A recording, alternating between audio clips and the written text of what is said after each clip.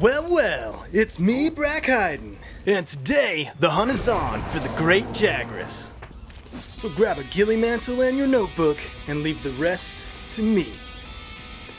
The Hunter's Notes has some useful info and is a great starting place, but nothing can beat experience gained by confronting monsters head on. For this hunt, I'll be taking basic items and eat the chef's choice meal at the canteen. Now let's grab us a windrake and head on out to the ancient forest. This is the Great Jagras stomping grounds. These fanged wyverns are Jagras pack leaders, are identified by their yellow and orange markings, gray-green underbelly, and the mane that covers their head and back. These guys can grow huge under the right conditions. They have powerful claws and really strong tails. Combined with their razor-sharp teeth, it's unwise to let your guard down around this species. Just make sure your armor can handle their voracious hunger, or this is really gonna hurt. While weapon choice comes down to personal preference and skill, Great Jagras provide an incredible opportunity to try new weapon systems. They're a lower threat than most other monsters. After some time, Great Jagras are known to disengage from the fight and seek out a meal, which in turn makes their stomach much larger.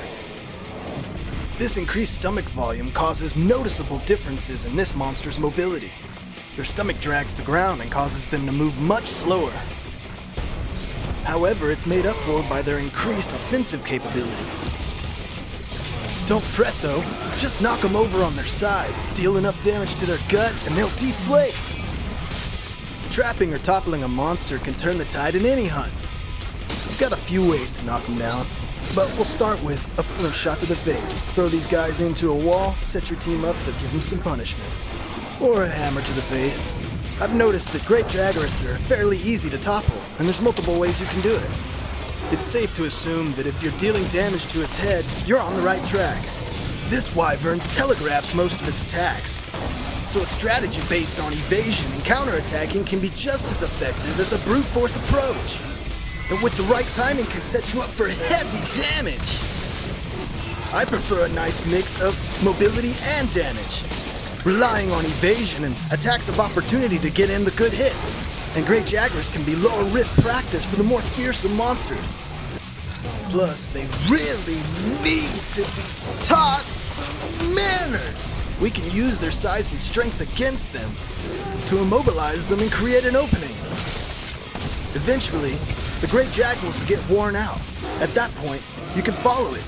It'll start limping back to its lair to find a place to sleep.